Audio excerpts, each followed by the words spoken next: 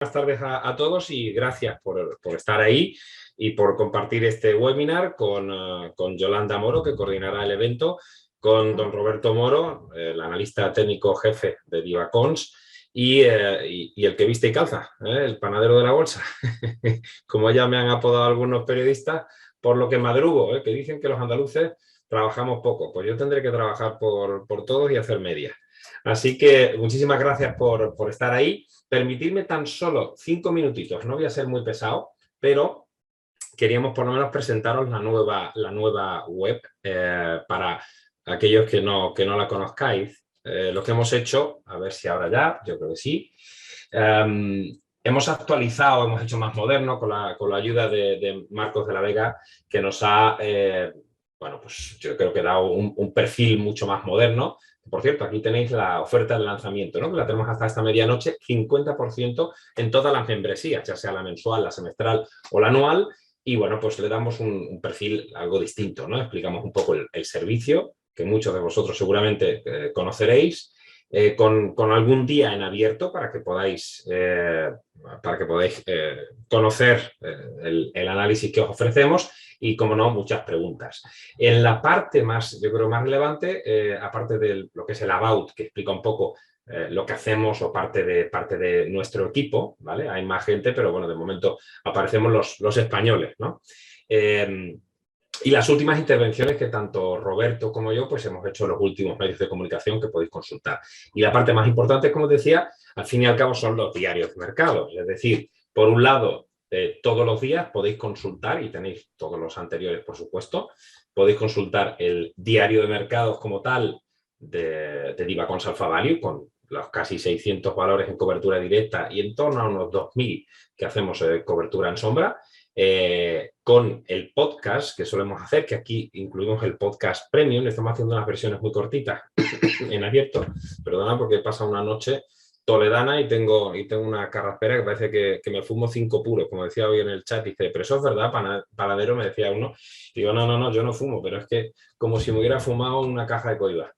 Pues ponemos como no, el podcast de hoy y como telón de fondo y más importante es el vídeo de análisis técnico de Roberto todos los días, ¿vale? Esto es, digamos, la dinámica de todos los días. Un diario que en este caso tiene 33 páginas, como muchos de vosotros conoceréis, con toda la actualidad, con la macro, con la micro, con el focus del día, con las carteras totalmente actualizadas, las carteras que gestionamos tanto de trading, la cartera modelo, la cartera buy and hold y también aquí tenéis las carteras actualizadas con los cambios de la cartera. Por ejemplo, este martes hicimos unos cambios de la cartera modelo y se explican aquí por qué metimos American Tobacco o Inditex o sacamos a CNH Industrial, etcétera. Todo esto solo, por supuesto, para socios. Y las últimas, notas y presentaciones de estrategia del sector bancario, sector químico, la estrategia de junio que hizo el fundador de Alpha Value con todas las presentaciones, que por supuesto todos los clientes o socios, por decirlo de alguna forma, que me parece más cariñoso, cliente suena muy, muy frío, pues los socios tienen acceso a todas las presentaciones que haga tanto cualquier analista de Alpha Value como de Divacons y como de Roberto Moro. Aquí los podcasts, los webinarios que empezaremos haciendo algunos en abierto, pero después los cerraremos solo para socios, y los tipos de membresía que, como comentábamos, ahora están al 50% hasta el cierre de hoy. No me enrollo más, yo creo que ya os he dicho un poquito lo que teníamos y sin más preámbulos vamos a pasar a las preguntas que nos habéis realizado. Yoli, cuando quieras. Venga, perfecto. Pues nada, la primera pregunta es para Roberto. La pregunta es de Felipe Rodríguez. ¿Cuál es su escenario en los índices y niveles importantes? Perfecto. Bueno, buenas tardes, que todavía no había abierto la boca. No voy a decir nada más porque es imposible mejorar la presentación, como casi siempre, de Pablo.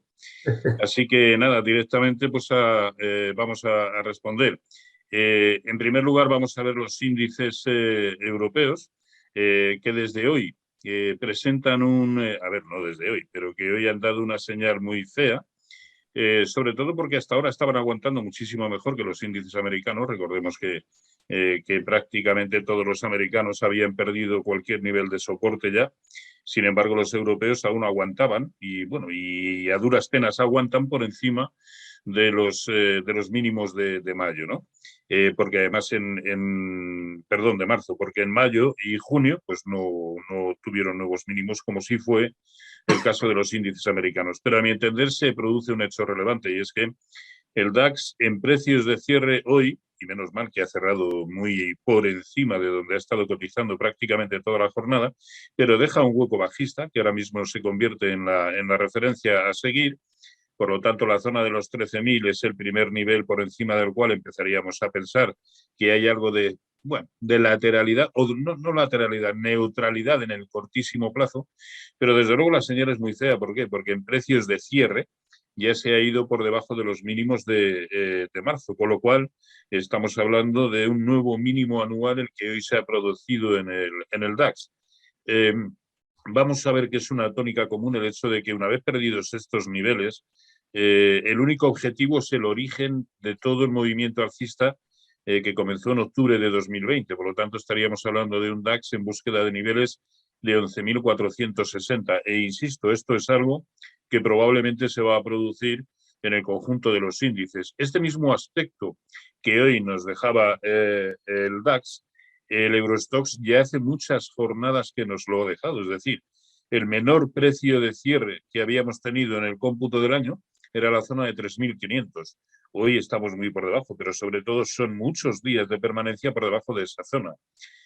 Objetivo, lo mismo, el origen de todo el movimiento desde octubre de 2020 en 2.930. El IBEX está aguantando muy bien por encima de 8.030, que en precios de cierre debiera ser la cota a rebasar para tener más o menos el mismo aspecto que ahora mismo ya tienen el resto de índices europeos. Y ese es el nivel a vigilar. Por supuesto, mucho más pendientes en el momento actual de soportes que de resistencias. ¿Cuál es la primera resistencia que empieza a indicar algo de neutralidad? 8.400. Pero lo ha intentado en 2 ocasiones, desde que atacó estos mínimos en 8.030, y no ha podido con ello, ¿no? Por lo tanto, 8.400 es el primer nivel que empezaría a indicarnos que, bueno, las cosas quizá no... Bueno, yo creo que mientras solucionemos el problema de sonido de Roberto, ¿vale? Que yo creo que Roberto no nos está escuchando, seguimos con la siguiente pregunta y ahora retomamos algo de los índices, para que así no estemos parados mientras retomamos el sonido de Roberto. Venga. Vale, de acuerdo. Pues Pablo, la siguiente pregunta era para ti, te la formulaba Israel Barroso. Dice, le he escuchado muy crítico con Christine Lagarde. ¿Confía usted más ahora en el Banco Central Europeo, que va a comenzar a subir tipos? ¿Estrechará las diferencias con la FED? Bueno, pues Israel, la respuesta es muy sencilla. No confío en el Banco Central Europeo. Muchos me habréis escuchado hablando de las mentirijillas del señor Powell, las mentirijillas de la señora Lagarde. El tema es un poco, si habéis escuchado alguno de los podcasts o de los diarios de mercados de las últimas semanas, yo hablaba de la cigarra y de la hormiga y cómo la hormiga, que es la FED, está haciendo su trabajo preparando un invierno muy duro.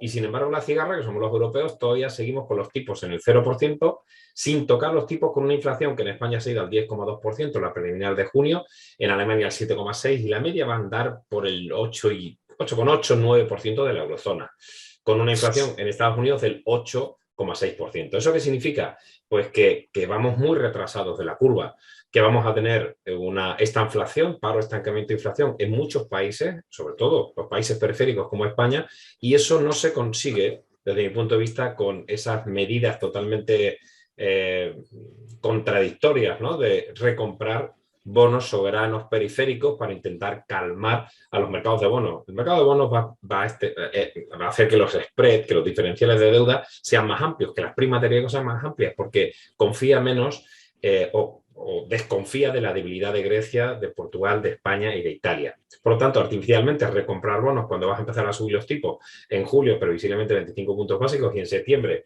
50 puntos básicos, no tiene demasiado sentido. Es pan para hoy y hambre para mañana, como dicen en mi tierra. Así que no confío en el Banco Central y por eso creo que vamos a entrar sí o sí en una recesión. Lo vengo insistiendo desde hace mucho tiempo. Los parámetros adelantados de confianza al consumidor, confianza empresarial, el ZW, el IFO, cualquiera que miréis, y los últimos han sido desastrosos también para Estados Unidos, de la Conference Board, implican que va a haber una recesión y va a ser más dura con una crisis energética en Europa, sencillamente porque Estados Unidos tiene pleno empleo, tiene todavía un consumo muy sólido, el 67% del PIB, y tiene, aunque ha decrecido un 1,6% en el primer trimestre de este año, tiene cogido el toro por los cuernos con subidas, como ya sabéis, de 75 puntos básicos, y la previsión es que en julio también suba 75 puntos básicos, 50 puntos básicos en septiembre, y en noviembre y diciembre, las dos últimas reuniones de la Reserva Federal, un cuartillo de puntos para incluso el año que viene, a mitad del año que viene, poder empezar a bajar tipos.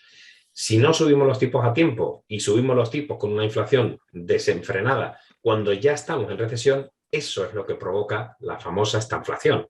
Es decir, medidas incongruentes en las cuales se está subiendo tipos cuando ya la economía se está desacelerando con fuerza. Tienes que subir los tipos cuando todavía la economía está potente, y así, pues a pesar de que tiene un efecto desacelerador del consumo, es evidente, al final, el dinero en tu bolsillo, como siempre explico en los podcasts, es decir, tienes que pagar la luz más cara, tienes que pagar la hipoteca más cara, el pollo, el pan y la gasolina, es decir, y la luz. Es decir, que las cosas obviamente van a hacer esa crisis de consumo, y lo que creo que el BCE no está haciendo bien es evitar un credit crunch o una crisis de deuda, y eso no lo soluciona mediáticamente dando un susto a los mercados y haciendo que de repente los precios de los bonos periféricos repunten simplemente por una medida cortoplacista, improvisada. Recordad que fue prácticamente 3-4 días de mercado después de la reunión que se hizo en Países Bajos, en el cual estaba el señor Nott, que es uno de los halcones del BCE, y bueno, pues intentando dar una unidad bastante ridícula, en la cual no la hay, y hay obviamente, pues como pasa la Fed, ¿no? Gente que piensa de una forma distinta, que hay que acelerar las subidas de tipos, y está demasiado politizado el BCE desde mi punto de vista, y Christine Lagarde está haciendo un pésimo trabajo, igual que, o sea, no es criticar por criticar, creo que el señor Draghi hizo un fantástico trabajo, y ahora del whatever it takes, pues la señora Lagarde se ha inventado una nueva frase, ¿no? Para intentar a ver si así consigue de nuevo asustar a los mercados. No hemos subido tipos en la eurozona, mal dicho Europa. Reino Unido lleva subiendo tipos desde diciembre, y les recuerdo que República Checa, Hungría y Polonia han subido los tipos. De hecho, Hungría lo subió 185 puntos básicos, y estamos ya hablando de niveles entre 6 y 8% a países que tienen un problema de inflación, como puede tener Austria y Alemania, que sí son países de la Unión Europea, perdón, de la eurozona, porque ellos también, República Checa, Hungría y Polonia, son por supuesto miembros de la Unión Europea, pero no de la Unión Económica. Y las tasas de casi de 20% que tenemos, creo que es Lituania, Estonia y Letonia, están en torno a 17-18%. Es decir, la situación de fragmentación va a seguir existiendo sí o sí, y no se va a solucionar con esos sustos de mercado. Con lo cual, vas por detrás de la curva, Lagarde, vas dando sustos al mercado para ver si así nos metes el miedo y se compran bonos, y el corto apalancado del boom que tengo 2 fondos que gestionan números 1 en España con rentabilidades positivas, porque estamos hasta las trancas cortos de boom desde el menos 0,40, llegó a 1,80, ahora está un poco más bajo, y confiando en que los tipos deben seguir subiendo indefectiblemente, los largos y también los cortos, que van a empezar a subir en la eurozona en julio. No me enrollo más, pero no confío en Christine Lagarde. No sé si se me escucha ya. Y ahora sí, Roberto, han sido los últimos 3 minutos que se había... Vale, perfecto. Pues porque no sé exactamente dónde se cortó el audio, voy a hacer un resumen lo más rápido posible, ¿no?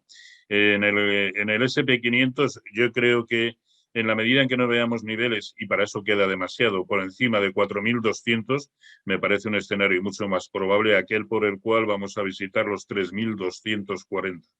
Por lo tanto, perdiendo los mínimos que hemos visto hace un par de semanas, perdiendo máximos niveles de corrección proporcional a lo que fue todo el impulso que nació en octubre de 2020, y buscando ya niveles del 50% de lo que fue toda la subida desde marzo de 2020. Por lo tanto, nivel que creo que podemos visitar, 3.240. En sintonía con ello, o por pura coherencia, en Nasdaq 100 probablemente no se detenga en la zona de 10.640, sino que veamos algún nivel intermedio entre 10.500 y lo que sería el siguiente nivel de corrección proporcional de Fibonacci, pero de larguísimo plazo, y estamos hablando de la zona de 9.000. Por lo tanto, en absoluto soy optimista, manejo un escenario de continuidad bajista en el conjunto de los índices. y no sé ahora mismo qué factores podrían hacer. Bueno, tampoco quiero hablar demasiado desde el lado macro, primero por desconocimiento y segundo porque últimamente hay demasiadas cosas que no me encajan en el escenario macroeconómico, ¿no? Y por lo tanto me parece que esto va a arrastrar, o bueno, ya no sé, con lo que acaba de decir Pablo, yo creo que los índices europeos deberían empezar a caer a partir de ahora bastante más que los americanos. Me parece que la situación así lo requiere y de hecho en el corto plazo puede que esté empezando a suceder. Por lo tanto, en el DAX buscar niveles también de octubre de 2020 en 11.450 o en el Eurostoxx 50 buscar niveles de 2.930. Este para mí es el escenario más probable. Ahora bien, que empieza a suceder lo contrario, bueno, que nos lo digan los propios gráficos, superando resistencias que desde luego hasta ahora no han sido capaces de hacer, conformando prácticamente todos ellos un escenario de máximos y mínimos decrecientes. Y así, desde luego, no se sube. De acuerdo. Seguimos contigo, Roberto. La Sí, tercera venga. te la hacía José Luis Gallego. Y dice, por favor, ¿cuál es su opinión con resistencia y soporte de los valores que vigilo para comprar? MTY Food. MTY Food. Vamos a ver.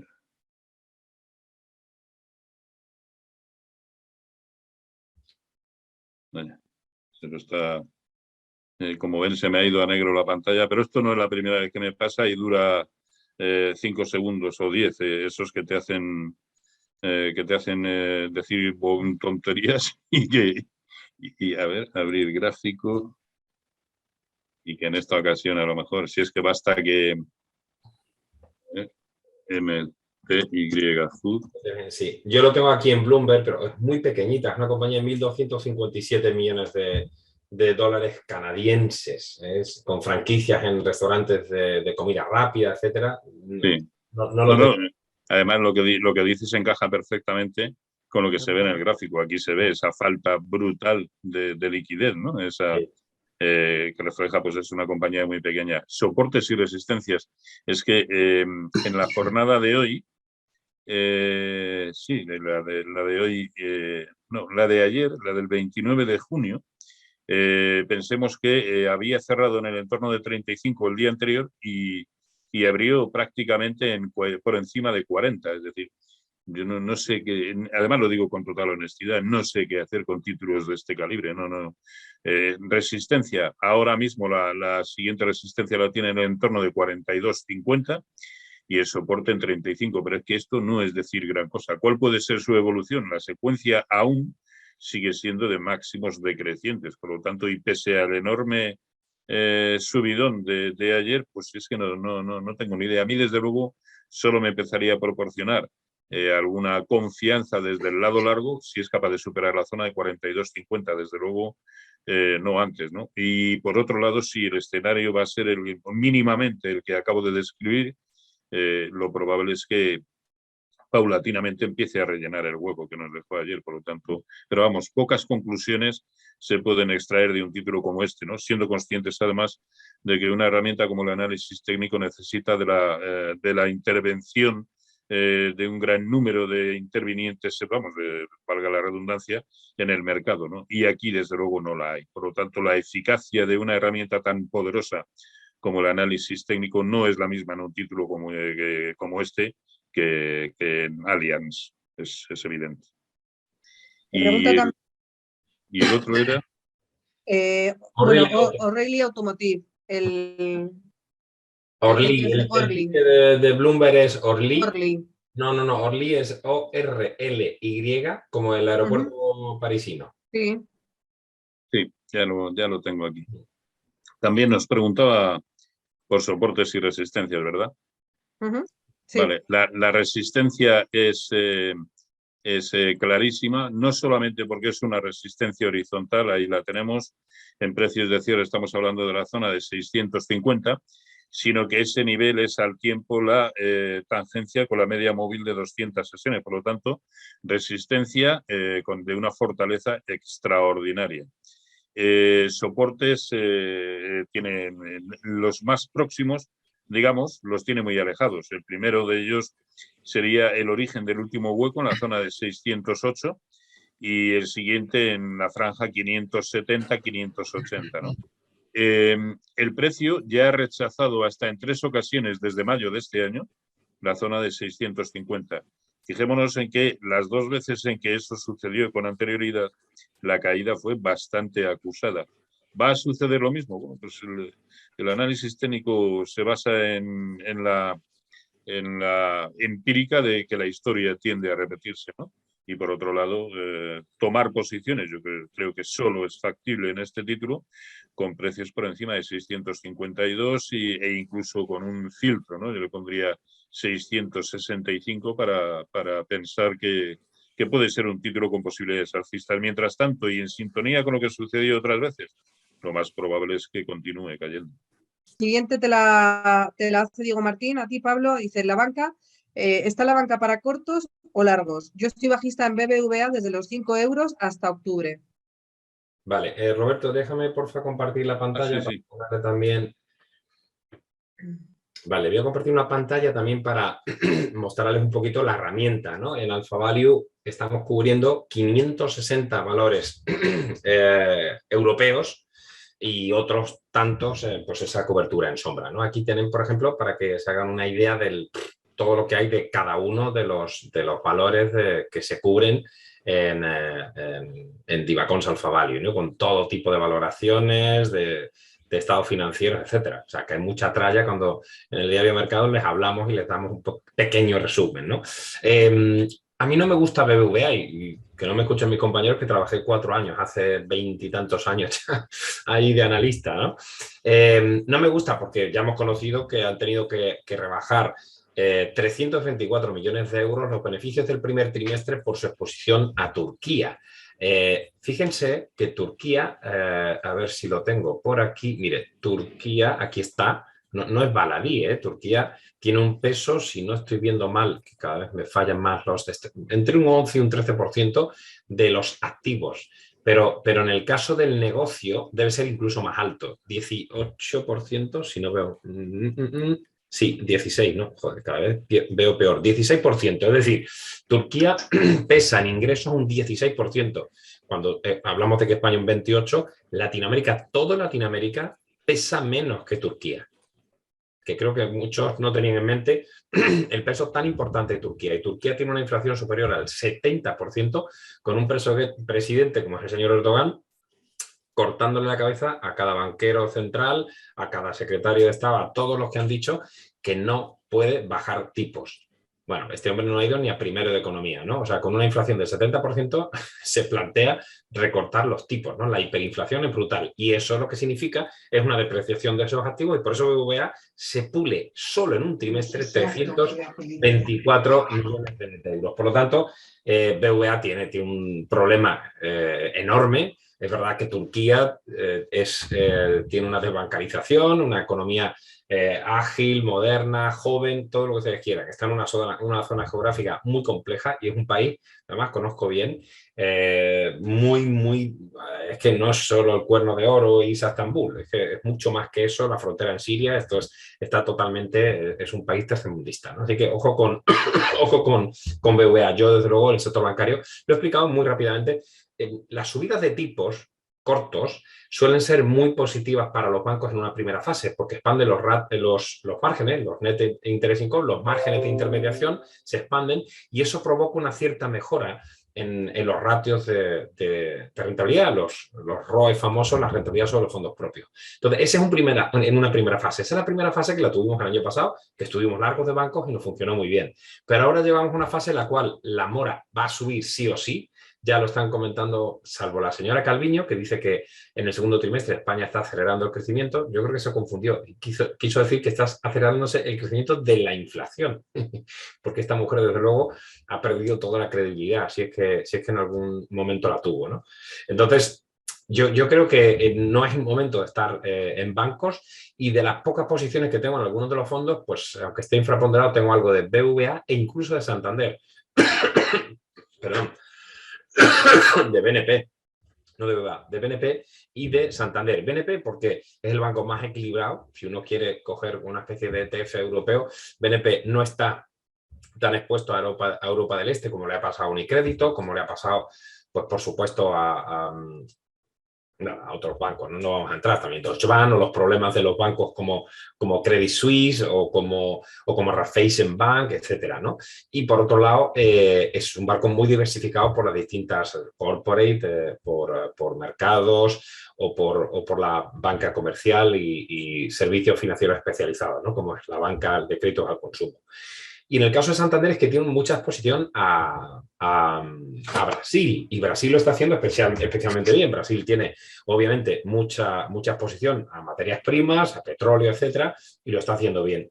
Y tiene un potencial por el estilo, ¿no? Con lo cual, si nos vamos a ver un poquito las tendencias o dónde hace el dinero Santander, pues veremos que entre los países más importantes, tacatán, chan, chan, 28% Brasil. Oh, pero bueno, ¿no es un banco español? Bueno, no tanto. Solo, entre comillas, solo Santander hace un 15% en España. Lo digo porque, claro, cuando hablamos los analistas que hacemos internacional y les recomiendo Santander porque no tiene mucha exposición a España, algunos me intentan colgar de un pino. Y aquí les demostramos cómo Brasil es un 28%, Estados Unidos un 15%, Reino Unido un 10%, México un 8%, Alemania un 6%, Chile, etcétera, y bueno, pues España es un 15%, con lo cual, si hay una gran crisis en España, Santander sería de los bancos españoles menos expuestos. Por supuesto, los bancos pequeños, tipo Liberbank, Unicaja, Sabadell, están hiper expuestos a España. BVA más expuesto, y encima tienes el caso turco que le está digamos, complicando la vida.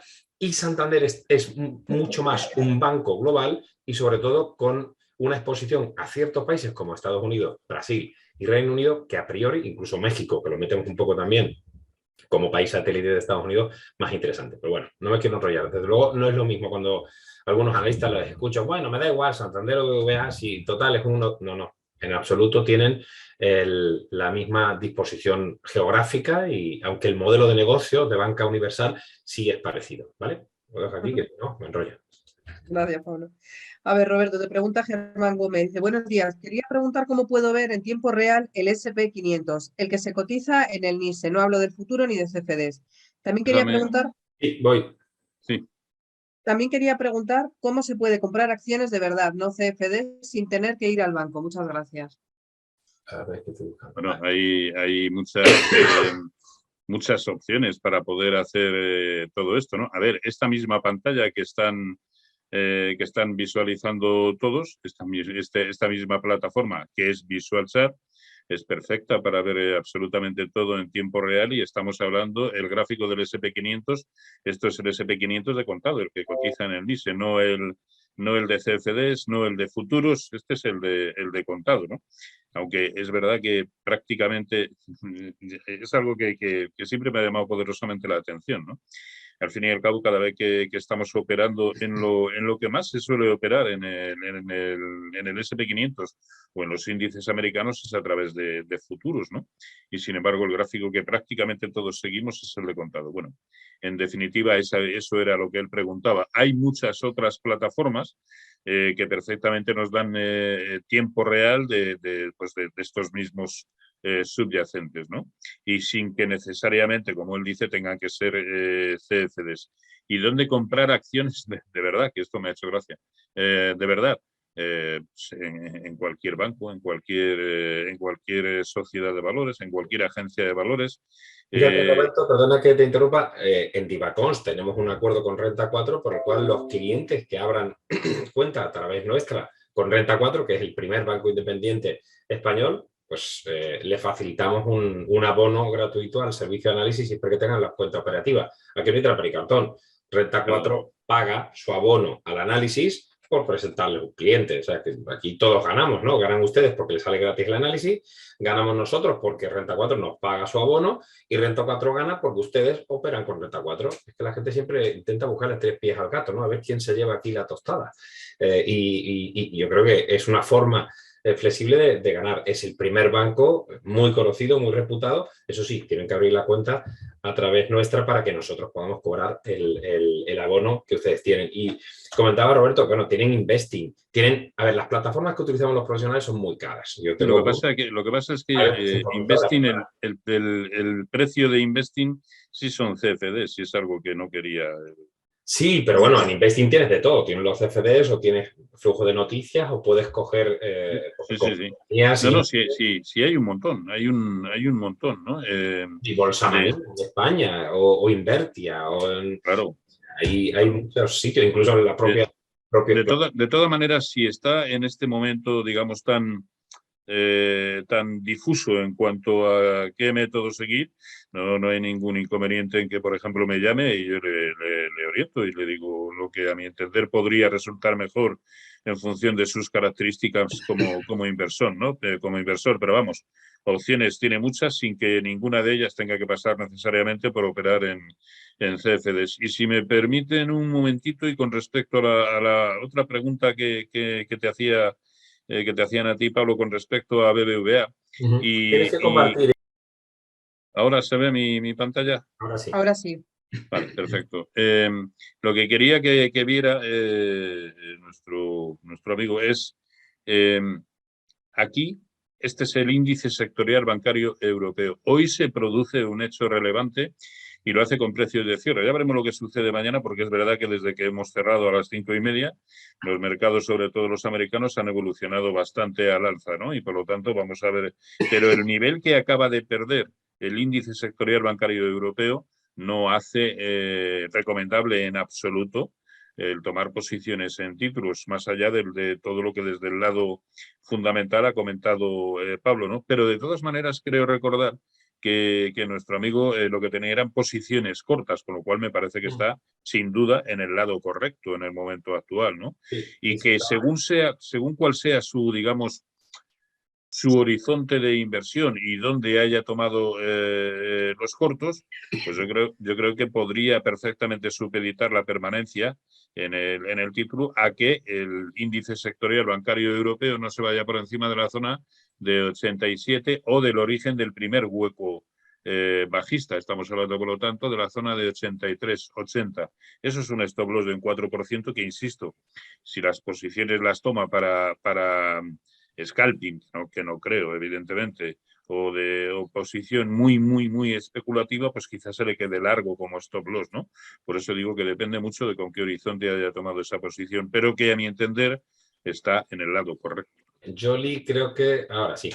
Ahora, se me oye, ¿verdad? La siguiente pregunta es para Pablo, la hace Rosario López. Dice, he escuchado sus podcasts y habla usted mucho ahora del cambio de la temática de la inflación a la recesión. ¿Cuáles son sus sectores favoritos? Bueno, es verdad que hemos pasado de esa inflación que muchos pensaban que era simplemente coyuntural a estructural, en esas mentirijillas que tanto hemos comentado de la señora Lagarde. Y los mercados han dado un vuelco, por lo menos en un par de sesiones bastante fuertes, jugando a que si hay una recesión, todos los sectores cíclicos pesados y los sectores ligados al consumo han caído a plomo. Pero no se ha sostenido mucho. Otra vez hemos vuelto a la dinámica de inflación. Es decir, vamos a estar jugando entre qué es peor, si la inflación o la recesión. Todo es malo, ya les digo yo. Mi hermano se quejaba de mí porque en Televisión Española dije que este verano iba a ser un verano de bocata de chope, pero es que no nos va a quedar otro remedio. Entonces, yo creo que es mejor que los analistas les digamos la verdad, porque los políticos jamás se la van a decir. Los políticos le van a decir que está acelerándose el crecimiento, como la señora Calviño o el señor presidente, ministro de Economía de Alemania, diciendo que no se preocupen, que este invierno no va a haber problema, cuando BAF y Thyssen están ya aplicando medidas de ajuste por el recorte en la llegada de gas que van a tener en invierno. Es decir, no se fíen de lo que les digan. Al final, el España va bien, estamos en la Champions League, es lo que tienen que decir, y sus asesores prácticamente les telegrafían las grandes mentiras que tienen que decir forzosamente. Esto es cuando un entrenador le viene el presidente y le dice, tú no te preocupes que te vamos a mantener en el puesto después de haber perdido 0-5 en casa. Pues igual, es todo mentira. Así que no me preocupa tanto si la temática es inflación o recesión, porque los sectores favoritos en este entorno, que es inflacionista y que va a ser de recesión, lo tengo clarísimo, en Estados Unidos, en Alemania, Japón y, por supuesto, en España, no lo duden. Lo que pasa es que nos llega, como dice José Mota, ¿no? El ansia viva, y los que hacemos mercado queremos que las recesiones lleguen para ayer. No, mire usted, la recesión va a llegar seguramente a principios del año 2023, finales del 2022, posiblemente en Estados Unidos, con esas subidas tan fuertes de tipos de interés que son necesarias, que nos molesta, vamos a decirlo así, pero son absolutamente necesarias para frenar la inflación, porque la inflación te come absolutamente todo.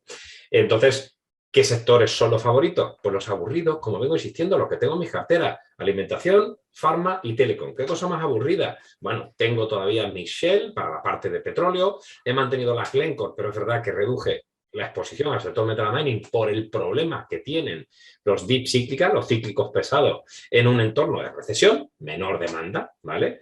Y si mantengo un sector como el petróleo es porque, a pesar de que va a caer la demanda por la recesión, tenemos un conflicto bélico que está artificialmente manteniendo los precios, y con unas políticas de la OPEP Plus. No olvidemos que el Plus significa Rusia, que Rusia está en la OPEP, aunque no OPEP, es la OPEP Plus, pero tiene mucho que decir, y están todos así, poniéndose de perfil y permitiendo que Rusia lleve la política de la OPEP Plus. Por mucho que diga Arabia Saudí o Venezuela o Irán, o bueno, Venezuela está en la OPEP, y están pues poniéndose de perfil, vendiéndoles, eso sí, o mejor dicho, permitiéndole a Estados Unidos que exporten petróleo. Es todo mentira, con lo cual, insisto, el único sector cíclico o de consumo que tengo, desde luego, es algo de petróleo, aunque baja un poquito de exposición. Y tengo, pues, farmas aburridas como Roche. Compré telecoms por primera vez en 15 o 20 años, Telefónica Deutschland. A mí me gusta personalmente más Deutsche Telekom por su exposición a Estados Unidos con T-Mobile USA. Telenor, la noruega, que se ha quedado más barata. Es decir, cosas aburridas que tienen free cash flow recurrentes, que pueden pagar la deuda y pueden pagar los dividendos, ¿vale? Ahí lo dejamos. Vale. La siguiente pregunta os la hacen a los dos. Dice, ¿cómo veis Endesa y Telefónica a corto plazo? Dale, señor Roberto. Vale. Tengo yo... se ve mi pantalla, ¿no? Sí. Vale. Vamos con Endesa. Bueno, en el gráfico se ve que está muy errática, ¿no?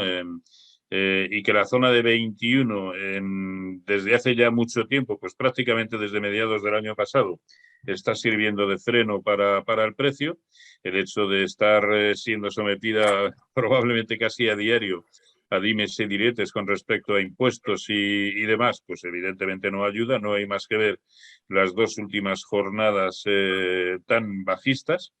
Y sobre todo dejando huecos a la baja, después además de haber protagonizado hace 3 días, fíjense, qué enorme vela blanca, ¿no? Lo cual hacía presagiar incluso lo contrario, pero los mercados están como están, una volatilidad tremenda y mucho más en el sector, ¿no? Por lo tanto, y toda vez que hace ya tiempo que el precio ha perdido el máximo nivel de corrección proporcional a lo que fue este último impulso, pues lo más normal es que vaya a buscar precisamente el origen de ese impulso en 17, que por cierto son los mínimos también que sirvieron para detener el deterioro del precio en octubre del año pasado. Así que sí, lo más normal es que como poco lo veamos en 17. Y en función de que sea lo que esté sucediendo cuando ataque la zona de 17 y cuál sea el escenario general y el particular, y sobre todo desde el lado de la regulación de las eléctricas, pues habrá que ver si pierde los 17, qué es lo que podría conllevar de caída, porque bueno, a lo tonto tampoco estamos ya hablando de algo tan descabellado, ¿no? Así que siguiente nivel, la zona de 16,40, ¿no? Así que a corto plazo, mala pinta, pero bueno, tampoco hay que ser un lumbreras para ver que esto es hoy por hoy bastante bajista, ¿no? ¿Y el otro era Inditex? No, No, el otro era en Telefónica. Ah, Telefónica.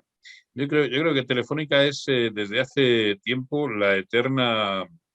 es como la eterna esperanza blanca, pero que nunca acaba de confirmar, ¿no? Y es verdad que a corto plazo está evolucionando incluso en contra del mercado.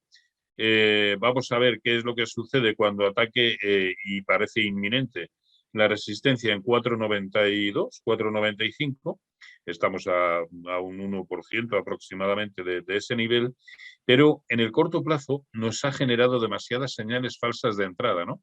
Cuando aquí la zona de resistencia brutal era 4,85, fíjense la ruptura tan bonita que tuvo aquí, dejando una vela blanca muy aparente, pero comprueben también lo bueno que es tener filtros apropiados para dar por válida la ruptura de soportes o de resistencias. A mí me gusta tener siempre dos filtros, uno de ellos temporal y otro porcentual, ¿no? Uno temporal por el cual quiero que haya dos precios de cierre diarios por encima de la resistencia en cuestión. En este caso no se produjo, puesto que el segundo día ya incluso volvió a cerrar por debajo de ese nivel, y que ambos precios de cierre diarios por encima de 4,85 en este caso, lo fueran con un 1,5% como mínimo de margen.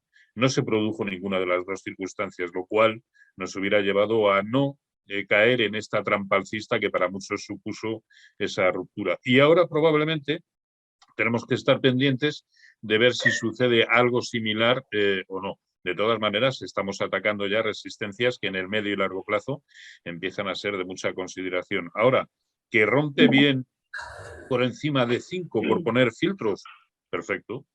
Como dice Pablo, pues sería bueno para tenerlo en cartera. Ven, corre. Yo en el caso muy rápido, en el caso de Endesa es que está todo politizado, todo lo que llaman los windfall profit, que son los caídos del cielo, lo que está pasando es que los políticos se están metiendo mano a eléctricas y después llegan a las petroleras, que es uno de los inconvenientes que tienen esos sectores energéticos. Hay parte de los gobiernos que están intentando. Creo que hay un micrófono por ahí, Fausto o uno de los dos. Se está escuchando por ahí. Gracias. Entonces, yo sería un poco, hay que tener un poco de cuidado. Yo, desde luego, a nivel de utilities he tomado Engie, que es la que más tranquilidad me ha dado, pero el resto hemos tenido hoy Fortum, una caída muy fuerte, con profit warning de una de las filiales. Hemos tenido, insisto, tengo miedo, ¿no?, de que los políticos metan mano de nuevo a las eléctricas y el señor Sánchez Galán empieza a echar humo, el presidente de Iberdrola. Y en el caso de Telefónica la tenemos en cartera modelo, nos ha ido muy, muy bien. Hemos incrementado peso, Telefónica Deutschland también, y yo tengo en algunos fondos, tomé recientemente, aparte de Deutsche Telekom, Telenor, la noruega, que es una de las que se ha quedado más retrasada. Ambos sectores, utilities y sobre todo Telecom, tienen unos free cash flow suficientes, como decíamos antes, para pagar dividendos y deuda, por lo cual es un safe haven, que dicen, es un sitio seguro como para estar en un entorno tan complicado como el actual. De acuerdo. No sé si todo el mundo está viendo el chat, pero le preguntaba a Fausto a Pablo que habían hablado de Roche, que dices que tienes Roche. Mi pregunta es, ¿la acabas de comprar en la caída? Y la contestación de Pablo ha sido, bueno, Pablo, no sé si prefieres... Sí, compramos, no, Roche tuvo una caída muy importante, muy significativa, sobre todo por un producto que tenía en la pipeline, en la cartera de productos, que no salió adelante y le pegaron hasta en el cielo de la boca.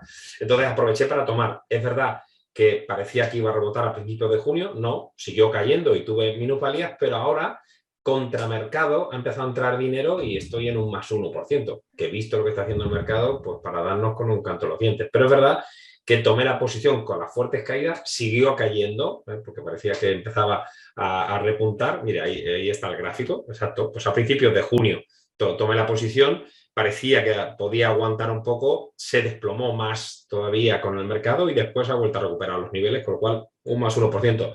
O sea, no llegué a tomar en los mínimos de 300 y pico, ¿eh? O sea, todavía en esta situación de 316, una cosa así, que consideramos que es un precio a medio plazo para estar en algunas de las compañías más sólidas que hay en Europa a estos niveles, ¿no? A pesar de que tengamos una visión muy negativa y que todavía no he cerrado unos cortos apalancados que tenía del Eurostock, nos están dando unas plusvalías muy fuertes y que seguramente mañana por la mañana a estos niveles y con esta vuelta que se ha dado el mercado americano, no una vuelta espectacular, pero como comentaba Roberto, una vuelta desde los mínimos de la apertura, posiblemente cierre esos cortos apalancados, pero sigo infraponderando la renta variable y, como sabéis, sectores muy defensivos que no estén tan ligados al ciclo. Uh-huh.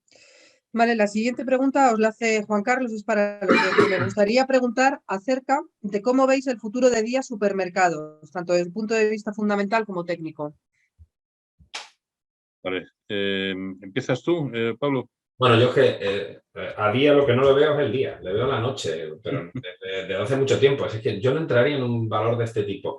Aparte del señor Friedman, es que no hay por dónde pillarlo. Es un sector muy tocado, con unos márgenes muy delicados, donde la única opción que tiene, desde luego, es Carrefour, que se ha defendido como gato panza arriba, y el resto no han hecho más que sufrir. Y el único momento de gloria fue con el COVID, que parecía que, sobre todo los online food retailers, que sí que funcionaron relativamente bien, pero ha sido un desastre. Ocado, por supuesto, pero los famosos británicos se han hundido, y el caso de Díaz, que tiene un problema de deuda y de gestión enorme, aparte ya de la nacionalidad del señor Friedman, que obviamente no ayuda demasiado a ser ruso. Así que yo no tocaría este valor, desde luego, por fundamentales en absoluto. Sí, además creo que era la segunda parte o algo así de la pregunta que nos hacía, ¿no? Y que si el hecho de ser considerado uno de los oligarcas rusos podía influir en la cotización. Bueno, yo creo que eso, si ha sucedido, ya ha sucedido, quiero decir, a no ser que vayan a ocurrir cosas que ahora mismo se nos escapan, ¿no? Pero yo creo que todo eso ya está incluido en la cotización actual.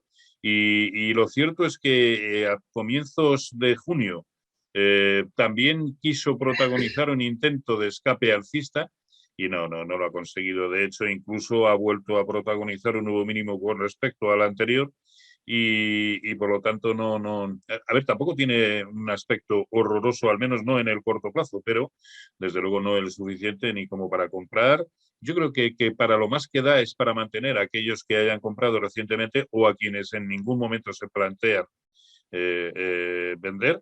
Pero porque es verdad que, insisto, en el corto plazo no tiene mal aspecto, pero desde luego lo que es cierto es que no lo tiene bueno. Así que mucho cuidado con el soportazo que plantea en 0,012. Es que, claro, de todas maneras, un título que cotiza a 0,01 es un peligro brutal, brutal. Y por otro lado, qué poquitos son por uno u otro motivo, qué poquitos son los títulos que cuando se ponen a cotizar de esta manera no se los lleva por delante el mercado. ¿Cuándo creéis que veremos a la empresa en los precios de mercado razonables?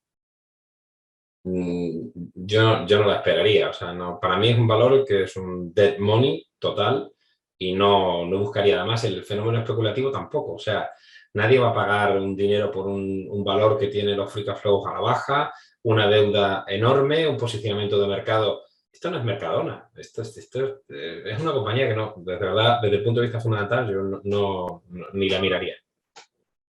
Por otro lado, debemos pensar que desde 2017 prácticamente, que fue el origen del último gran latigazo bajista, también en niveles próximos a sus máximos históricos, desde ese nivel la caída que ahora mismo acumula es del 98%. Es decir, ¿qué esperamos que suceda para que si ya estamos dentro, esto nos pueda reportar algo o minimizar pérdidas? Es que incluso aunque duplique, triplique su precio, es simplemente imposible. Es un título que a todos los efectos, a mi entender, está muerto.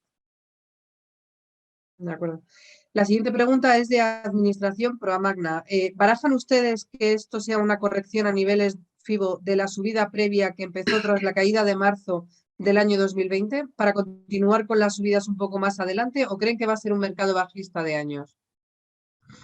Yo de hecho lo he comentado antes. Si ha de ser de años, ya lo iremos viendo, ¿no? Lo que es seguro es que esto no es una corrección, la que estamos viviendo, ya no es una corrección como las que hemos estado viviendo desde que comenzó prácticamente todo el impulso alcista de 2009 o desde 2002 en el caso de los índices tecnológicos, si exceptuamos el mes y poco que duró el mercado bajista tras conocerse las restricciones como consecuencia de la pandemia, ¿no?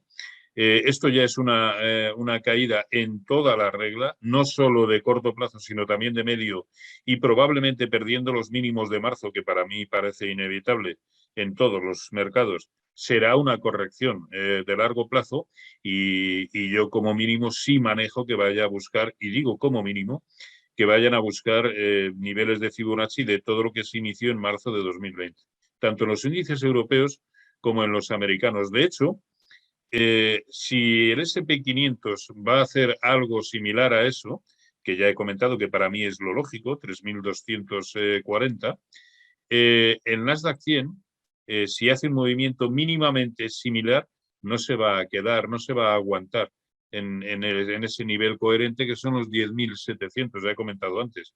Probablemente vaya a buscar esta zona de los 8.890. Y esto no se fragua en un día ni en un mes. Yo sí creo que hemos entrado en un mercado bajista años. Pues hombre, si tenemos en cuenta las últimas caídas importantes que hemos visto tras un hito importante en los mercados en el año 2000, en el año 2000, en octubre de 2007, prácticamente año y medio lo tenemos garantizado. ¿Cuánto llevamos? 6 meses. ¿Qué nos puede quedar? Un año. Que, a ver, que puede ser más, porque nunca habíamos vivido previamente un ciclo alcista tan importante como el que estamos viviendo, ¿no? Al fin y al cabo, todos los mercados vienen subiendo desde marzo de 2009. ¿Acaso pensábamos que eso iba a continuar siendo así in eternum y que todo iba a seguir subiendo? No, no, a cada ciclo corresponde su caída, ¿no? Y lo que pasa es que llegó un momento en que esta economía de monopolio en la que nos han hecho crecer durante años los bancos centrales nos hacía pensar que éramos prácticamente inmunes a todo y que no pasa nada. Ya la Reserva Federal, el Banco Central Europeo ya se inventarán algo, es decir, otra vuelta de tuerca a la política monetaria, a la ingeniería financiera. No, estamos comprobando que no. Así que tampoco descarto que incluso a partir de este momento dure más de un año lo que es la caída. En todo caso, y como siempre, está bien, lógicamente, como consecuencia de nuestros análisis, que cada cual tengamos un escenario determinado en la cabeza. Pero vamos a actuar según lo que nos vaya diciendo el mercado en cada momento, ¿no? Es decir, las decisiones que vayamos a tomar mañana o dentro de una semana no van a depender en absoluto de que el escenario bajista vaya a tener una duración de un año o de 7 años. No lo sé, pero vamos, a mí me parece que más de un año aún perfectamente nos puede quedar. Pablo, la misma persona te pregunta, ¿qué escenario contempla para el 2022 y 2023 en la renta variable en USA y Europa? Muy sencillo y muy difícil. El momento para tomar posiciones a largo plazo en los mercados de renta variable, tanto norteamericana como europea, será cuando comencemos a tener los primeros datos de recesión. Es decir, 2 trimestres consecutivos de crecimiento, es decir, la mala traducción del negative growth que dice el señor de Guindos, es decir, que caiga el PIB durante 2 trimestres consecutivos, previsiblemente cuarto trimestre de este año y primer trimestre del año que viene, entonces podemos empezar a plantearnos. El mercado se suele adelantar unos 6 meses, se dice, de media a esos procesos. Entonces, el momento en el cual se debe invertir, como diría el señor Warren Buffett, es cuando hay hastío en el mercado. Y cuando el mercado se pone muy bullish y esto no lo para nadie, es cuando hay que empezar a vender. Bueno, en eso consiste. Es decir, que adelantarse demasiado al ciclo supone que todavía no vamos a alcanzar la zona de mínimos. No digo el mínimo ni el máximo. Nunca compro en el mínimo ni nunca vendo en el máximo. Y es lo peor que te puede pasar cuando compras o vendes en bolsa. Porque rara vez se va a repetir. Entonces, a priori, tal como estamos viendo con las subidas de tipo en Estados Unidos que van a forzar la recesión y que no hay que panicar, yo lo he dicho siempre, es decir, hemos tenido 10 años con mucho crecimiento, abriendo un paréntesis con el COVID, y es normal que con el easy money, con tanto dinero y tan barato, pues es normal que haya una expansión monetaria y una expansión económica. Entonces, y expansión del consumo, todo eso lo entienden ustedes perfectamente. Al final, los componentes del PIB, ¿cuáles son? Consumo, gasto público, sector exterior e inversión. Y sobre todo el consumo, son esos 65-67% que tiene Estados Unidos. Así que, bueno, hay que esperar unos meses. Vamos a tener algo muy importante ahora. Hemos visto que a nivel macro la OCDE Banco Mundial, Funcas, Bundesbank, todos, Standard & Poor's, todos han revisado, y nosotros también, por supuesto, a la baja las estimaciones de crecimiento macro.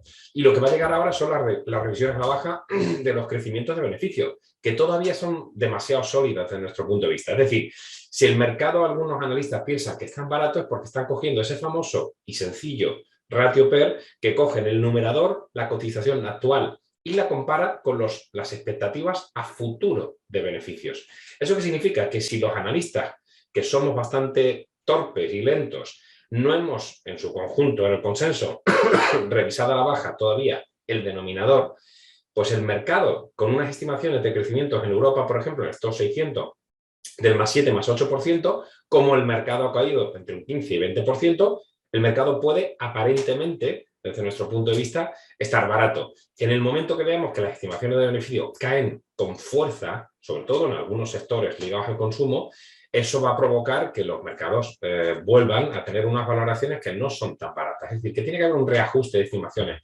micro. Con lo cual, en resumen, ¿cuándo tomar posibilidades de decir, oye, esta es la buena ola? Pues posiblemente tengamos que esperar 6 meses para ver cuando se produzcan esos primeros datos de verdad de recesión, esos malos datos de desempleo, esos datos de, ¡buah!, esto es el acabose, los PMI por debajo de 50, etc. En ese momento el mercado puede tardar en reaccionar, pero se van a hacer algunos suelos posiblemente, insisto, 6 meses, 8, 10 meses, depende cómo vaya evolucionando. Si de repente tenemos que el señor Putin, que para mí va a ser muy complicado, pero que se despierte y dice, coño, es que la he armado, ¿no? Y ya me voy a retirar y de repente empezamos a tener más tranquilidad, ojalá, pero eso no va a pasar. Con lo cual, todo va a depender mucho de esa crisis geopolítica, de esa polarización que se está produciendo, de lo que hemos hablado de la desglobalización, todo esto que empieza a sonar en muchos analistas, hemos estado insistiendo desde hace tiempo en Diva con Salvadoria. Así que yo creo que hay que esperar, que se puede hacer algunas cositas, que hemos hecho compras de rebotes en mercados bajistas, pero como dice Roberto, el mercado está a la bajista y bueno, a lo mejor tenemos que esperar 6 meses, 9 meses para cargar. Y de momento tenemos el máximo de liquidez y la mayor infraponderación en renta variable desde hace muchísimo tiempo, incluso con cortos apalancados en nuestras carteras que, bueno, pues nos han protegido. Y a cartera modelo que ustedes tienen, si no son socios, pues la van a tener, pues estamos en un -1, -2, un 100% de renta variable. Es una cartera solamente renta variable europea en un caso, y estamos cayendo un 1, un 2%, con un mercado cayendo un 20%. Yo creo que está bastante bien, ¿no? Con lo cual, bueno, esa es un poquito la orientación. Y sobre todo, un apunte, abundando precisamente en lo que dice Pablo, que probablemente cuando empiece a haber, quizá no pánico, pero sí desánimo, que es una de las, bueno, que es la última fase precisamente de las correcciones, pues puede que en ese momento que incluso los datos empiecen a ser malos y realmente el mercado reaccione al alza. Recordemos que en marzo de 2009, y estamos hablando de marzo de 2009, recordemos que cuando el mercado de manera inopinada le dio por tirar y ya con vocación de permanencia, porque no ha dejado de ser así hasta hace 6 meses, aquí, recordemos, ahí no se había acuñado aún la frase brotes verdes, al menos no aplicada a la economía. Ahí la banca europea, que había sido, la europea y la mundial, que había sido precisamente la gran causante de esa crisis, ahí la banca era poco menos que el demonio con rabo y cuernos, prácticamente todos, ¿no? ¿Esto qué quiere decir? Que el mercado en un momento determinado ya ha asumido todo lo malo y aun cuando los datos económicos sigan siendo horrorosos, de hecho los datos económicos aquí en marzo de 2009 seguían haciéndonos presagiar poco menos que el Armagedón, más incluso de lo que habíamos tenido, y sin embargo ahí el mercado reaccionó al alza. De ahí también la importancia de combinar o de saber combinar adecuadamente el análisis técnico con el análisis fundamental, ¿no? Aquí, ¿qué es lo que te estaba diciendo el mercado? Dice que sí, mira, yo ya sé que esto está horroroso, que esto nos lleva, pues como digo, al Armagedón, pero yo me voy para arriba. Es más, ni siquiera me hacen falta saber los motivos por los que me voy para arriba. Rotas determinadas resistencias, aquí sobre todo cuando nos dejó un hombro-cabeza-hombro invertido de este calibre, que además nos lo dejó en el S&P 500, en el Nasdaq 100. Bueno, el Nasdaq 100 fue un doble suelo. En el Dow Jones otro cabeza y hombro invertidos, el DAX, el Eurostoxx. Cuando todo coincide al unísono y de esta manera, te lo tienes que creer sí o no. Y que no lo entendemos. Y es que da igual dónde esté la confianza del consumidor de la Universidad de Michigan o dónde esté el Producto Interior Bruto de Birmania. Da igual. Lo cierto es que los mercados empiezan a subir y te tienes que subir al carro. Ahora, no soy tan pretencioso ni mucho menos para decir, no, es que es para comprar en todo el mínimo. No, en absoluto, ¿no? Nosotros somos seguidores de tendencia y tratar de determinar en cada momento la tendencia correcta, lo cual no quiere decir que te des cuenta justo cuando se está empezando a producir, porque entre otras cosas te faltan datos para aseverar una cosa u otra. Ahora, cuando las cosas empiezan a ser bastante evidentes, hay que obrar en consecuencia. Pues para hacer una acotación, vaya speech que he metido. Pues ahora mismo te quería preguntar también, Ernesto Ramírez, sobre qué opinión técnica tienes sobre gas natural. Gas natural.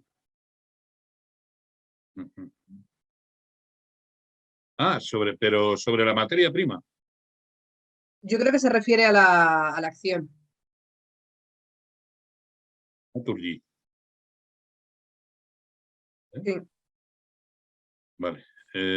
Porque si esa la materia prima, hoy, y desde luego, se me han saltado las clavijas, ¿no? Una caída de un 13% añadida a lo que ya viene cayendo en el medio plazo, me parece brutal. En el caso de Naturgy, aquí tenemos que en el momento actual lo que nos está dejando, pero con origen en sus máximos históricos, lo que nos está dejando es una formación triangular, prácticamente un triángulo simétrico. Por lo tanto, el próximo movimiento tendencial, y probablemente muy tendencial, dado que la proyección de este triángulo es tanta como la boca del triángulo, por lo tanto, cuando sea que rompa por arriba, es decir, rompiendo el techo de ese triángulo o rompiendo la base, la proyección va a ser tanta como todo esto. Por lo tanto, creo que debemos estar pendientes a lo que suceda. Que parece más probable por lo que es el escenario general, que parece más probable que eso acabe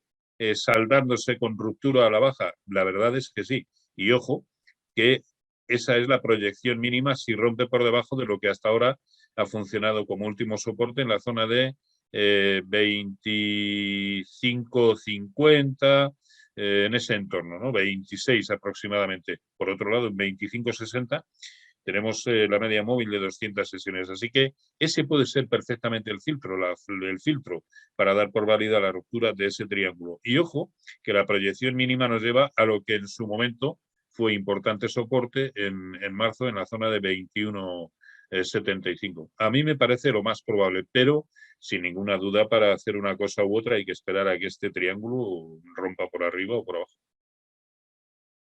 De acuerdo. Pablo, te pregunta Aroa Jiménez, ¿estaría en bancos? ¿Cuáles son sus preferidos? Bueno, antes hemos hablado, no me voy a enrollar mucho más. Yo creo que los bancos tuvo su año, el año pasado estuve muy largo de banco, funcionó muy bien y después quizá en algún caso me he salido más tarde de lo preciso. Perdí dinero con JP Morgan, que pensaba que iba a ser pues, uno de los que podía aguantar mejor porque los resultados que publicó me gustaron del primer trimestre, pero no funcionó, tuvo que cerrar la posición con pérdida.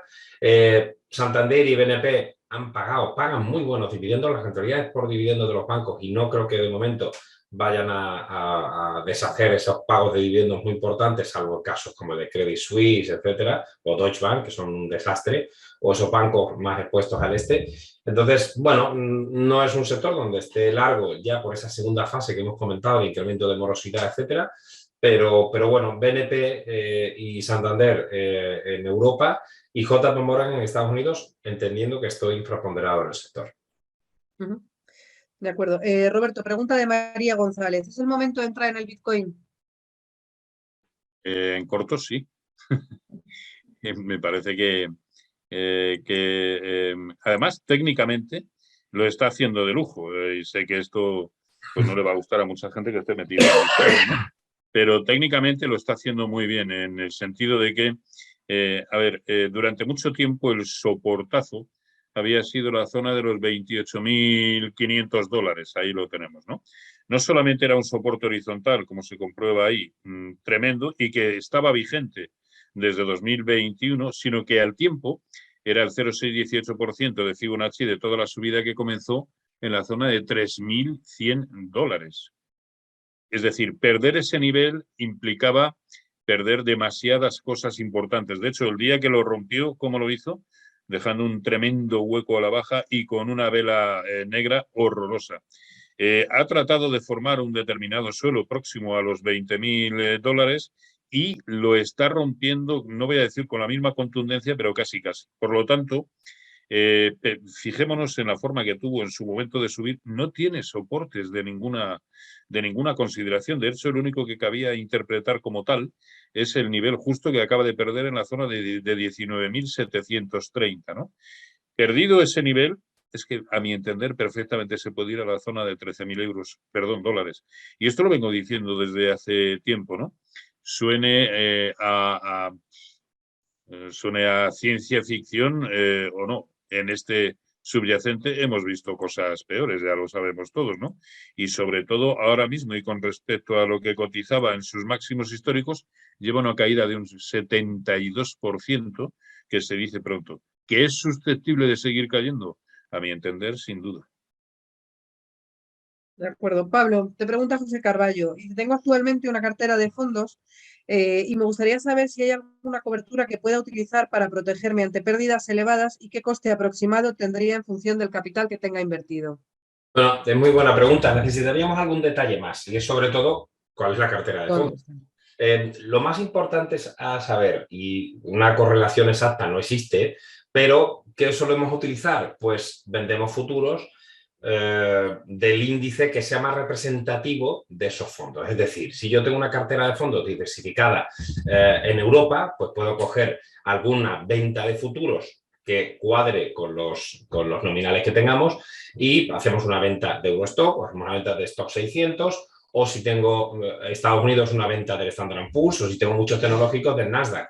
Entonces lo que solemos hacer es lo que perdemos por el equity, el long equity que tenemos, lo ganamos por estar cortos en el índice de referencia. Entonces, machear al 100% de correlación es imposible, pero que se ajuste un poco a lo que tenga en su cartera. Y si tiene valores americanos y tiene valores europeos, pues que haga una venta del Eurostock 50, del futuro del Eurostock 50, o haga una venta también en proporción al peso que tenga de las zonas geográficas en el Standard & Poor's. Con eso estaría bastante cubierto. ¿Qué suelo hacer yo en algunos de los fondos? Pues, bueno, lo comentaba antes, tengo también ETFs, que puede ser otra opción, y son opciones baratas, tanto los ETFs como por supuesto los futuros. Lo que pasa es que tiene que tener cuenta abierta en algún broker y si tiene problemas para tenerlo, pues simplemente vendiendo un ETF. En este caso, mejor dicho, comprando ETFs cortos o apalancados, es decir, el BXX de espacio FP, que es el de Monique o el RIC de Bloomberg, que tiene el Lixor, creo que es el Lixor -2 de Eurostock, que es en el que estoy posicionado ahora. Ese lo que hace es, si el mercado cae, el Eurostock cae un 2%, estás ganando un 4%, ¿vale? Es decir, si no estuviera apalancado un -2, haría un +2, y si estás apalancado 2 veces, pues estarías ganando en torno al 4%. Si tengo una cartera que esté en el Eurostock, pues lo que tengo que hacer es o cubrir o incluso me puedo apalancar, con lo cual el coste es relativamente bajo para mantener las carteras y no tener que estar vendiendo todo el equity cash o todos los fondos. Es mejor, por supuesto. Otra modalidad es no hacer una cobertura 100%, 1 a 1, sino simplemente, bueno, no sé lo que va a hacer el mercado, pero me cubro la mitad. Pues lo que tengo que hacer, si tengo 100.000 euros invertidos, pues lo que estoy haciendo es hacer un corto por 50.000. Así de sencillo, o si quiero cubrir la entera, un corto apalancado por 50.000 euros, que es como si estuviera cubriendo la cartera al 100%. Azcoyen, Roberto. Estaba en el título, pero no estaba. Azcoyen, perdón. Que si puede recuperar... ¿Cuál es el objetivo a medio y largo plazo? ¿Y creen que puede llegar a los 8 euros y pico antes del dividendo? A ver, pensemos que sus máximos históricos en gráficos ajustados por dividendos, precisamente, sus máximos históricos es 7,60, 7,65. Que si me parece factible, sí. Sí, porque lo está haciendo muy bien. Ayer la ruptura que tuvo de la importantísima resistencia que en precios de cierre significaba los 6,50, hoy lo ha confirmado. Además, ya son 2 jornadas de permanencia en precios de cierre diario, como comentaba anteriormente. Por lo tanto, filtro temporal cumplido, filtro porcentual también, puesto que estamos hablando de un 3% por encima de la anterior resistencia. Lo normal, porque luego esto ya sabemos cómo es, lo normal es que piano, una vez ha roto esta resistencia, vaya a buscar esa zona de 7,50, 7,60.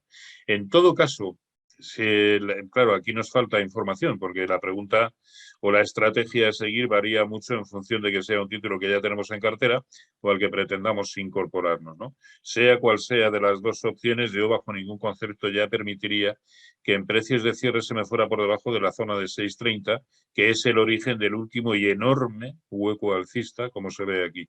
Así que, pero técnicamente tiene muy buena pinta, por supuesto, muy, muy en contrario de lo que está siendo el mercado. De acuerdo, pues no hay más preguntas. Así que si alguien quiere formular alguna a través del chat, pueden, o abriendo el micrófono. En cualquier caso, tampoco queremos alargar el webinar. Los colgaremos en la web y les recordamos a todos, teniendo en cuenta que hasta las 12 de la noche tenemos la bonificación del 50% a todas las membresías por si finalmente quieren aprovechar esa oferta. Hay una pregunta de Sí, Fausto. de Fausto. Ahora, esa te la dejo para ti. ¿Qué opináis de que el turismo esté hundido y las farmacéuticas de las vacunas estén empezando a subir? Bueno, yo el sector turístico no lo tocaría, lo del bocata de chope. Vamos a ver, muy rápido. Un sector que estamos en plena crisis energética, con el precio del combustible en máximo, con una... Perdonad, que me voy a morir de un día a otro. Una inflación a más del 10%. Una recesión en cierne. Parece que me estoy poniendo mal a medida que voy contando las cosas malas. Sí. Entonces, ¿qué podemos esperar de un sector en el cual nos vamos a gastar el dinero si nos sobra? Porque yo pagaría antes la hipoteca que irme a Matalascaña, porque yo pagaría antes la luz que irme a Torrevieja. Es decir, el turismo es un consumo evidentemente cíclico en el sentido de nuestros ingresos, ¿no? Entonces, yo creo que se han hecho expectativas de recuperación que son reales, pero la cuantía o el tiempo va a ser mucho más lento de lo que se esperaba precisamente por la guerra en Ucrania, por los problemas de inflación, por la recesión. Por tanto, yo no confío ni en aerolíneas. En hoteles podemos tener a un IHG, Intercontinental Hotels Group, que tiene es lo que llamamos el light asset, es decir, que no tienes hoteles, digamos, en cartera o que haces gestión y tienes unos costes fijos mucho más bajos. Y en aerolíneas encima estamos teniendo problemas de huelgas por subidas de salarios, problemas de escaso número de personal preparado para mantener la demanda que está habiendo. El caos de los aeropuertos londinenses y franceses está siendo brutal. O sea, ¿por qué tenemos que estar en ese sector? Y las farmas, al fin y al cabo, que es un sector muy defensivo, que no va con el crecimiento del PIB, que al final es lo que estamos hablando de que los cíclicos pesados van a caer. Por lo tanto, un Roche, un Novartis, un Glaxo pueden funcionar. El tema de, por supuesto, un Pfizer, y si hay esa tercera o cuarta ola de vacunas, por supuesto que puede beneficiar, pero incluso si las vacunas, Roche está más expuesto a oncología y tiene una solidez en el balance brutal. Vamos a buscar valores sólidos que estén correlacionados con el ciclo, como son Telecom, Pharma o incluso un Nestlé en alimentación, a unos precios muy razonables. De acuerdo. Bueno, veo, Roberto, que ya estás, ¿no?, buscando Inditex para la pregunta de... Madre mía. Sí. A ver, sí, nos preguntan cómo vemos Inditex. A ver, ahora mismo a corto plazo mal, ¿no? De la misma manera que hace, pues que a comienzos del mes de junio, pues daba exactamente la sensación contraria, ¿no? Pero es lo que tienen estos tiempos. No es el primero ni el único título que ha protagonizado movimientos similares y que tras una ruptura que parecía perfecta, tras confirmar resistencias por encima y demás, pues ha sucedido exactamente todo lo contrario. ¿Y qué es lo que ha hecho? Irse por debajo de lo que en su momento era la zona clave, 22.15, ha llegado a 20.80, ha protagonizado un perfecto pullback a esos 22.15 y parece que quiere volver a caer. Por lo tanto, a corto plazo y más o menos en sintonía con lo que están haciendo el conjunto de los mercados, puede que el lado bueno sea ahora mismo el bajista, ¿no? Quedan atrás los tiempos en los que Inditex era capaz de moverse a contracorriente incluso del mercado, con unos mercados bajistas e Inditex subiendo, pero también es lógico que con esta crisis también le esté costando demasiado y ya digo, a corto plazo muy malas sensaciones, hasta el punto de que precios por debajo de 21 abundarían precisamente en ese escenario de continuidad bajista, ¿no? Solo añadir con el tema de Inditex, tenemos un comité, lo decimos de broma, de sabios, que nos reunimos los 5 responsables del grupo Alfa Value, que al fin y al cabo creamos la mayor casa de análisis independiente en Europa. Tenemos 65 analistas, nos reunimos y entonces sacamos ideas. Bueno, esta semana incorporamos a Inditex a la cartera modelo, que como les decía está cayendo un 1% y pico, con esta vorágine de caídas del 20%. Yo voté en contra. A mí me dicen, bueno, es que parece que yo no vivo en España, pero bueno, soy español de toda la vida. Entonces, adoro y además yo estuve en la colocación de Inditex, o sea que eso me echa muchos años encima. En la colocación de un divorcio, como le llamamos, ¿no? Porque fue porque Rosalía de Mena, que en paz descanse, pues quería su parte como socia fundadora, que fue y fue muy importante en la compañía, junto con Amancio Ortega. Bueno, la historia es que viendo los profit warning de los online retailers, como ha sido los de ASOS, los de Zalando, etc., es que es un desastre. ¿Cuáles son las mejores compañías? Sin ninguna duda, el best in class es Inditex, pero estamos hablando de consumo. O sea, al fin y al cabo, la ropita del año pasado, pues la vas a alargar. Y si no, a tu marido o a tu mujer le dirá, pues no te queda tan mal. Es decir, si no hay dinero para otras cosas, pues no se compra y no se va tanto al Zara, etcétera. Dicho esto, hemos visto los resultados del trimestre fiscal de Inditex y de H&M, de St. Maurice, la sueca, comparable, que han sido fantásticos. Ese mix de online y de retail en tienda física, pues ha funcionado muy bien y sobre todo Inditex es muy flexible, el tema de Arteixo y no tiene tanta exposición a producción en Asia, que tenemos todavía los cuellos de botella, los problemas de suministros, etcétera. Vale, pues sí, si tuviera que tener algo tendría Inditex, pero es que yo no quiero tener ninguna. Llevo un año entero diciendo no quiero retailers. Bueno, pues llevan un menos 36, 38% en el año.